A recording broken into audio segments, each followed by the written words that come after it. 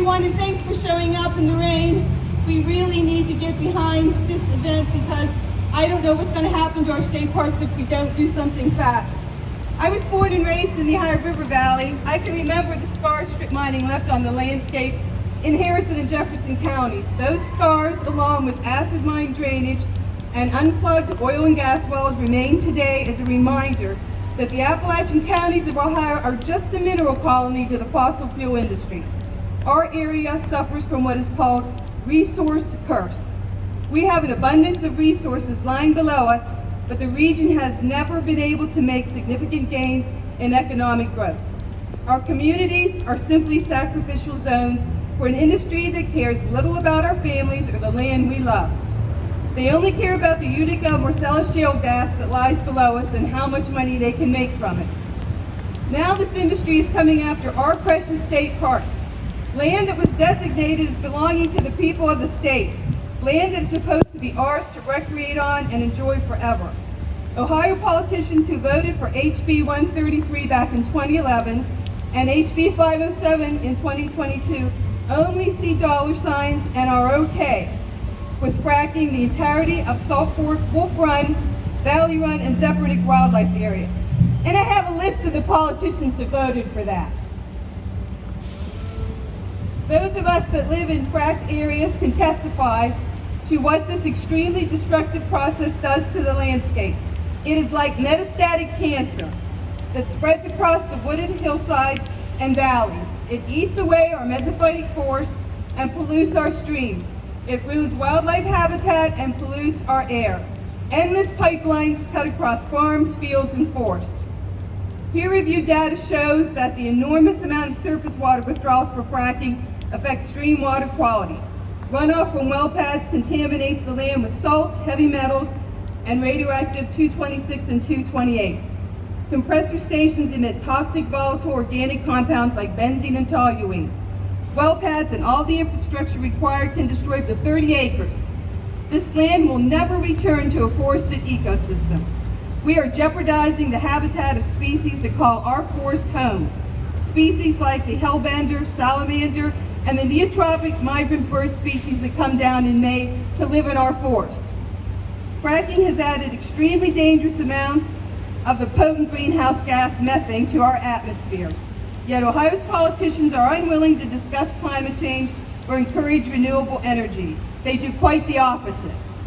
Not only are we sacrificing the future of our parks, we are sacrificing the future of our children and grandchildren.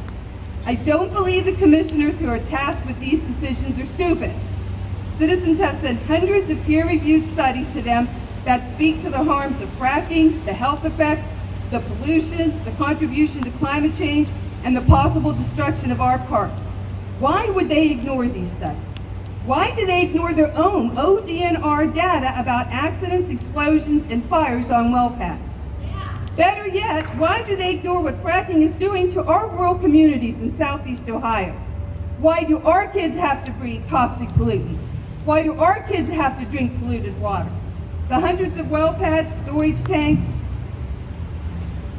and compressor stations that cover the landscape in rural areas are not benign. They leak dangerous carcinogenic hydrocarbons 24/7. These systems are pressurized, which means gases do escape. The industry likes to say they create jobs, but that's a myth. Take a look down the towns of Bowerston, Jewett, Scioto, and Hopedale. These are towns where I just biked past yesterday. My husband and I took a bike trip and we crossed over all those different little towns, and they are abstract poverty. They have billion-dollar fractionator plants sitting alongside them, exporting billions of dollars of our resources out of the region, but the towns themselves are dying. The actual jobs are far and few between as the industry automates them or gives them to out-of-state workers. Now, are we willing to throw out an $8 billion tourism industry, throw it under the bus so out-of-state companies can make ridiculous amount of profits at the expense of our state parks? Are we willing to sacrifice more land, more water, and accept billions of gallons of waste, toxic waste, radioactive waste, into our small communities like Coshocton, Ohio, like Athens, like Torch? The odd thing is that when this first started, New York State listened. They actually listened to the healthcare professionals. They read the studies and they said, no, we're going to deny fracking in the state. So what happened in Ohio? Ohio opened their arms to the industry and ignored hundreds of health and environmental studies, which are ongoing. They show fracking is linked to cancer, cardiovascular disease, asthma, and birth defects. Ohio can do better. We can create sustainable jobs that provide good wages without killing our future, destroying the parks, and leaving our citizens with the mess to clean up like we're doing right now with the orphan wells. There are politicians that voted yes to lease Ohio parks. And as I said, I have their names. We need to let them know we're not okay. We don't want our parks fracked. Deny the leases. These are our parks. Thank you.